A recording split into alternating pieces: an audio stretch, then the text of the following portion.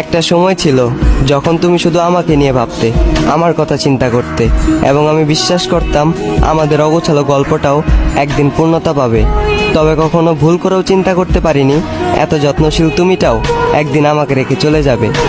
আজকাল কোনো রকম দিনগুলো পার করতে পারলেও রাত পার করতে পারি না। তোমার স্মৃতিগুলো আমাকে রাতে ঘুমাতে দেয় না। যখনই তোমার কথা মনে পড়ে আমার চোখের কোণে জমে থাকা এক টুকরো মেঘ থেকে অনবরত বৃষ্টি ঝরে। যখনই চোখটা বন্ধ করে ভাবি তুমি আর আমার না, তুমি আজ অন্য কারো ঘরে, তখনই আমার জীবিত আত্মা আমাকে মৃত ঘোষণা করে। জানি না কি এমন ভুল করেছিলাম, কি এমন করেছিলাম পাপ, যে পাপের কারণে সৃষ্টিকর্তাকে সেজদা দেওয়া কপালটাও আজ এতটাই খারাপ।